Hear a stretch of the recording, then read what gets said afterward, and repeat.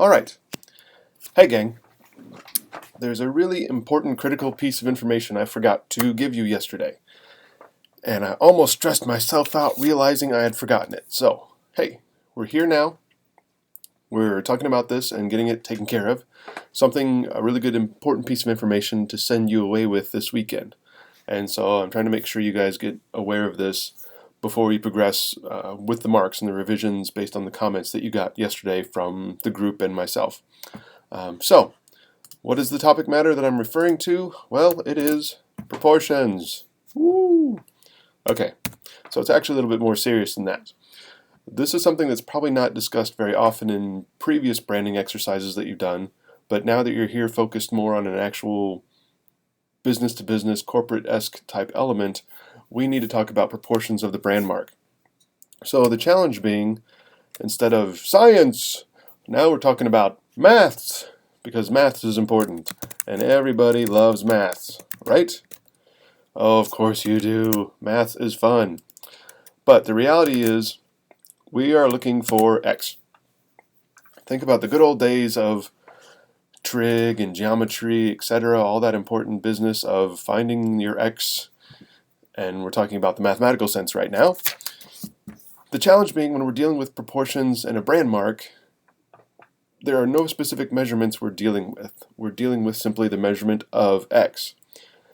What you would want to do is to find some element, some portion of your current brand mark as it stands, and define that as a starting point measurement.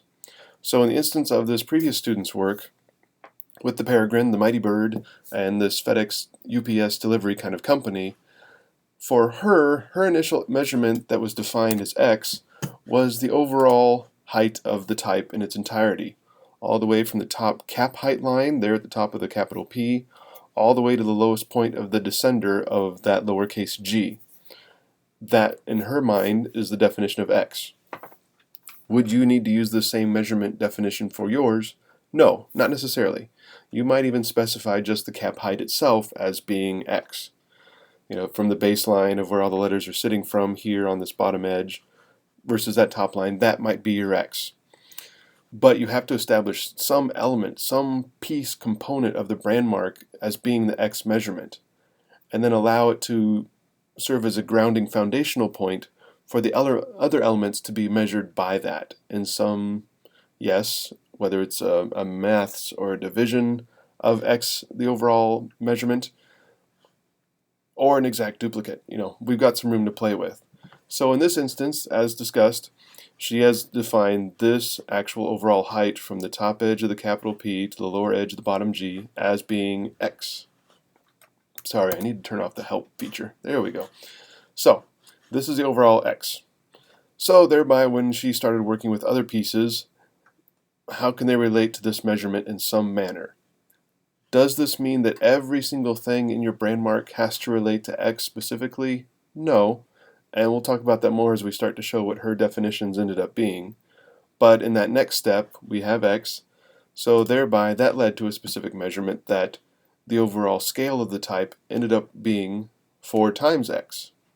So what this is starting to help make possible is that, God forbid, if some huge server collapsed and corrupted all the files, the branding files for the brand system, if someone had to regenerate this entire brand mark from scratch, this would be one important piece of the components provided for them to recreate, knowing the proportions, the actual measurements. So no matter what size they're creating it at on screen, whatever they end up as the mathematical measurement for X, they can start to find those relationships in the other pieces. So, as discussed, we have X as the height here. It turns out that the overall width, due to the kerning and tracking she played with on the letter forms, ends up rounding out to 4X. A nice even proportion. From there, she expanded out, and it turns out the overall diameter of the circle type element, and it actually turns out it's not a perfect circle. It's actually a little bit stretched widthwise, because you can tell that we're only dealing with the measure from this point. But details aside, it works out that the measurement of the diameter, principal diameter of the circle, is 1.5 times X, or 1.5 times X. So you can start to see how one little definition of measurement somewhere in the brand element can help equally affect other pieces throughout. And finally, I think on hers, the last overall measurement, as you see here, is that the full width of the entire piece is 5 1/4 times x, or 5.25. This is the maximum area of the measurements defined by her on this project.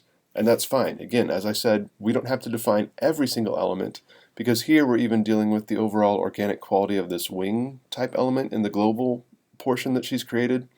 But there are no actual measurements specifying a relationship of their distance to the original x. And that's okay, because yeah, we can't define every single thing by exacting proportions. There has to be some humanistic element quality that allows that flow of perfect geometry versus organic. Now, does that mean you can't go ahead and try and specify everything based on an x measurement? Oh no, you can. I mean, if you really want to go that far, that would be absolutely fine. But this becomes a nice, easy foundational way of showing how pieces relate. Another suggestion I might offer at this point is, if you have more than one word as part of your company name, you're probably also going to be dealing with either the leading between words if you stack them, or the spacing between words if you keep them on a horizontal linear path. That word spacing between a second word, or that space between lines of type, should also probably relate to x in some way. Now, they may be a smaller measurement of x. They may be a 1/4 inch of x. Let's say, just for example, real quick, if I brought this down as a copy, and I learned that this is my overall x height. Let me go ahead and unlock that. If I knew that that was the x height, it may turn out that the actual measurement I need, and trying not to make too much of a mess here, from baseline to x height, it might turn out that this is actually only a 1/4 inch, or a 1/4 of the difference. So it might be 0.25 times x to show that distance between. Let me get the measurement put in properly.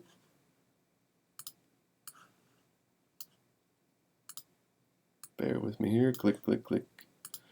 Goes the trusty mouse. So there you can start to see that this overall height of distance, come on, between lines of type might be a 1/4 of what the x height is. So it does not have to be a multiple of, but it can also be a division of. So consider that when dealing with multiple elements. But let me go ahead and delete this mess out of the way. So there's this better portion of what was discussed with her brand mark.